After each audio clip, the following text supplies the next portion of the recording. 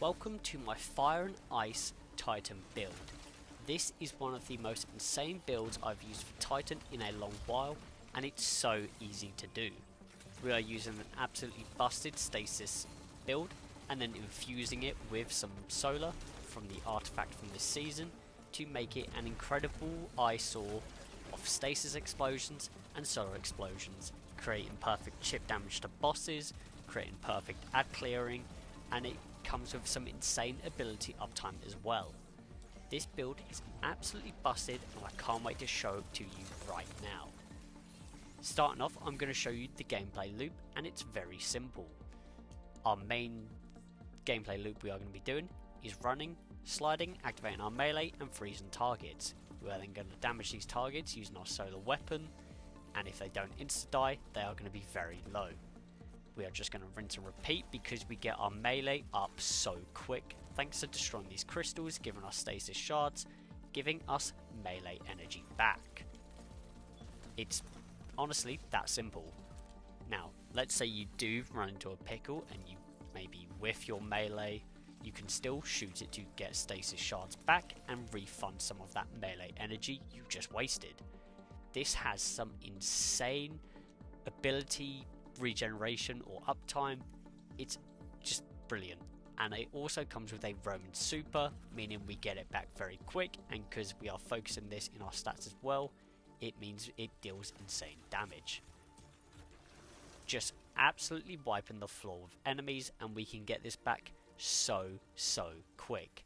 And we can also still use our main gameplay loop during this super, which makes it even better.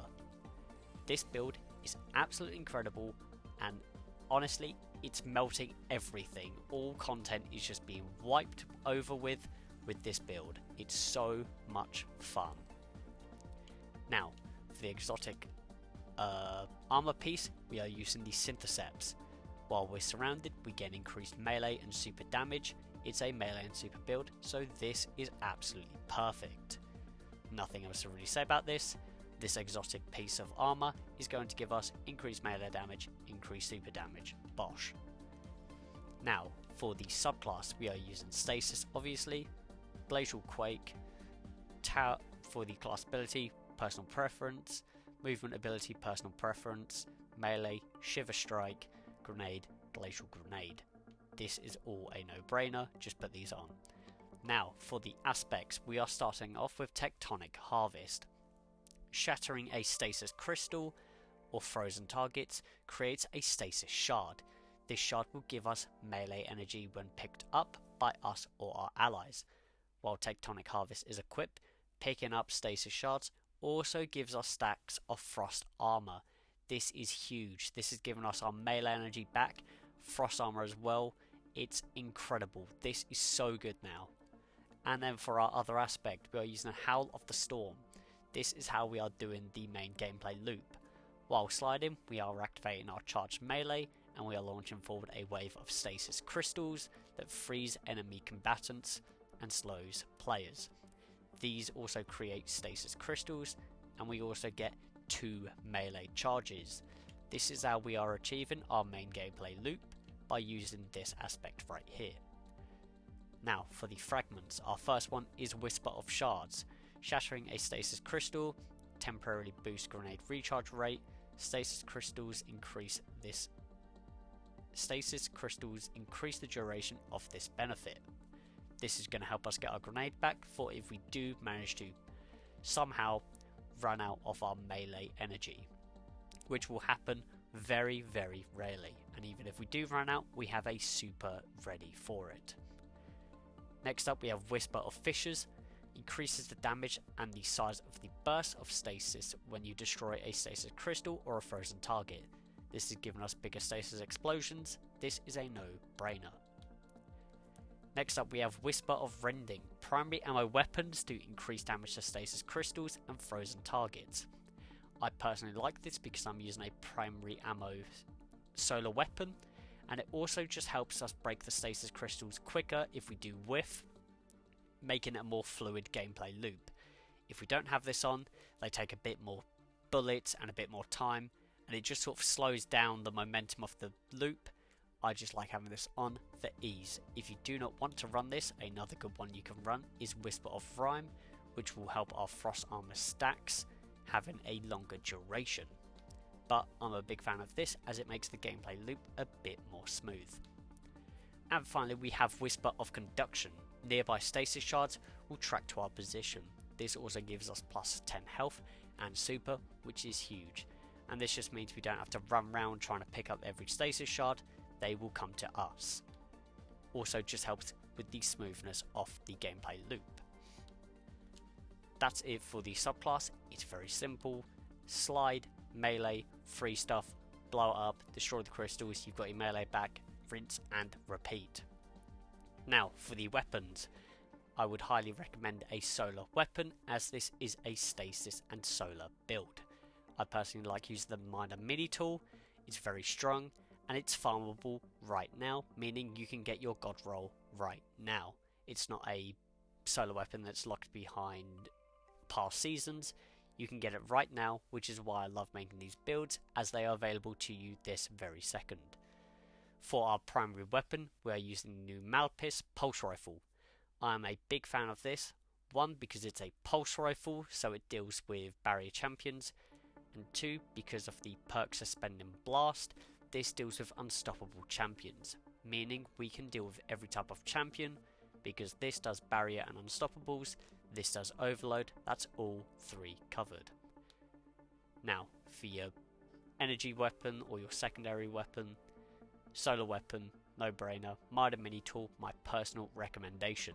I am personally using Burning Ambition, helping us deal scorch damage to targets, helping us with that chip damage, and then I like to use Hill Clip to help with the survivability of the build.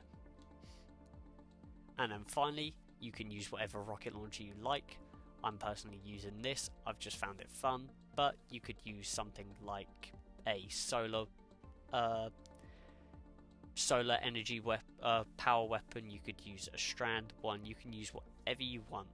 I personally just like this. We're not going to be using our heavy too much anyway, to be fair, because we are shredding everything with our melee attacks.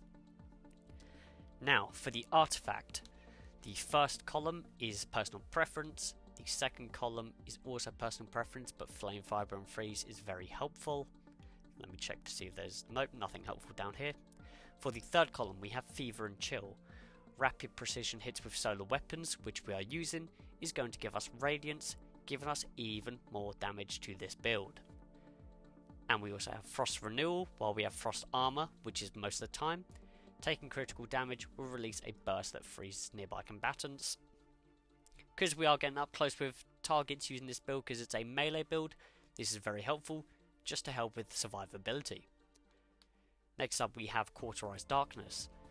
Stasis debuff targets gain increased damage from solar sources. While it's a stasis build, this is the reason we are using solar as well, to give us even more damage. We also have Elemental Coalescence. Defeating targets has a chance to create a stasis shard, which will give us even more melee energy. And for the final column we have Radiant Shrapnel. Again, this is going to help pass that scorched around, helping us get more chip damage and solar explosions. And then finally we have Shield Crush. While we have Woven Mail or Frost Armor we're going to have 99% of the time. Our melee not only recharges faster, but it also deals increased damage. We also have, while we are Radiant, which will be a lot of the time since we are using solar weapons, our grenade is going to recharge faster and deal increased damage as well. So we have both sections of this perk covered, giving us insane ability uptime. Now, in terms of stats, you want to get your melee and your super as high as you can, and try and get your grenade up with it as well. My grenade is on 70, giving me 100% regen, which is decent. We don't need this going over 100 or anything crazy like that. We just want it so we can get it back quicker. In terms of our melee and super, these as high as we possibly can. You might be wondering why my melee is quite low. Well, we are boosting it with 2 melee mods here, actually making it 140 when we have a armor charge. And then super as well. Get this up because we have a Roman super, so we're going to have it a lot of the time, meaning we're going to get the most damage output by having these two up as high as we can. The rest you can sort of just ignore. Main priorities, melee, super, get grenade up a bit as well. Now, in terms of mods, for the helmet we are using hands on, so we get even more super energy on melee kills.